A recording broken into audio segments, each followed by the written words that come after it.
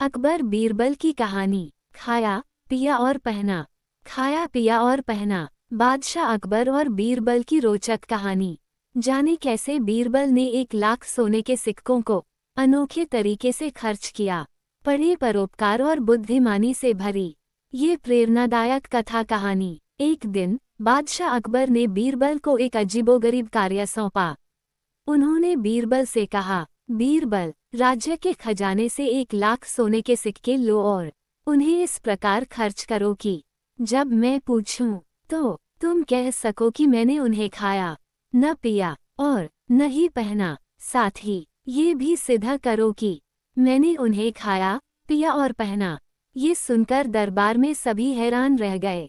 ये कैसी पहेली थी? 1 लाख सोने के सिक्कों को ऐसे खर्च करना जो खर्च भी हो जाए और फिर भी लगे कि खर्च नहीं हुए, और उन्हें खाना पीना पहनना भी सिद्ध करना था। सभी दरबारी यह मान बैठे कि इस बार बीरबल हार मान लेंगे, क्योंकि यह असंभव चुनौती थी। बीरबल ने हमेशा की तरह मुस्कुराते हुए बादशाह की चुनौती स्वीकार कर ली।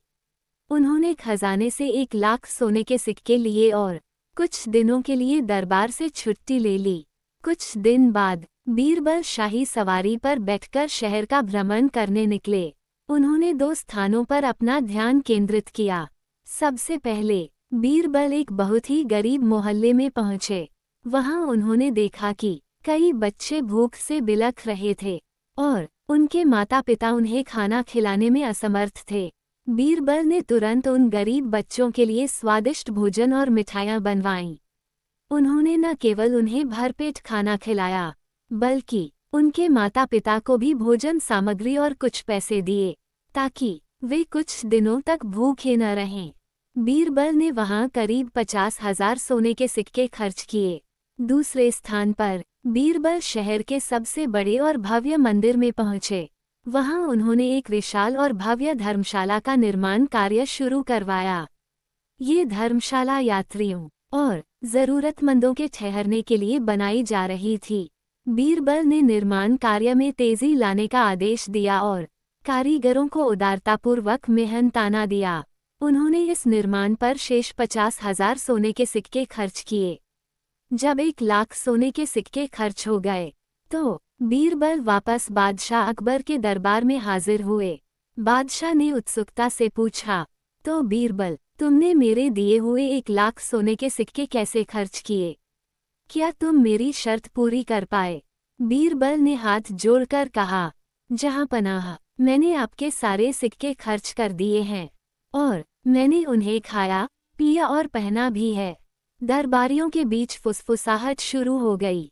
बादशाह भी आश्चर्यचकित थे। उन्होंने पूछा, ये कैसे संभव है? बीरबल, तुमने क्या जादू कर दिया?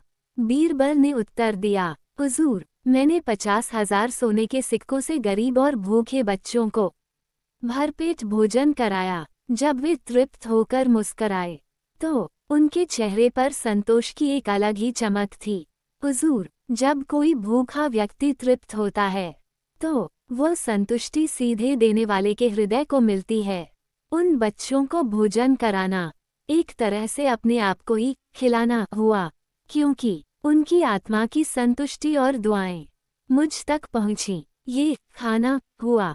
दूसरे 50,000 सोने के सिक्कों से मैंने एक भव्य धर्मशाला का निर्माण कार्य शुरू कराया, जो कई वर्षों तक राहगीरों और यात्रियों को आश्रय देगी।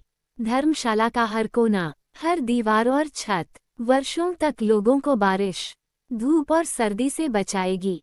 हुजूर, उस धर्मशाला में यात्रियों को आश्रय देना एक तरह से अपने आप को ही पहनाना हुआ, क्योंकि उनकी रक्षा करने का पुण्य मुझे मिलेगा। ये पहनना हुआ। और जहां पनाह, बीरबल ने आगे कहा, उन बच्चों को खिलाने और धर्मशाला का निर्माण शुरू कराने पर जो संतोष और मानसिक शांति मुझे मिली, वह दुनिया के किसी भी पेय पदार्थ से अधिक ताज़ा और तृप्तिदायक थी। वह संतोष का अनुभव एक तरह से अपने आप को ही पिलाना हुआ। ये पीना हुआ। जहां पनाह, परोपकार में जो आत्मसंतुष्टि का अनुभव है वह अनमोल है। ये कहकर बीरबल ने अपनी बात पूर्ण की। अकबर बड़े खुश हुए और उन्होंने बीरबल को पुरस्कृत किया। कहानी से सीख। परोपकार ही जीवन का सबसे बड़ा निवेश है, जो हमें संतोष और सम्मान दिलाता है।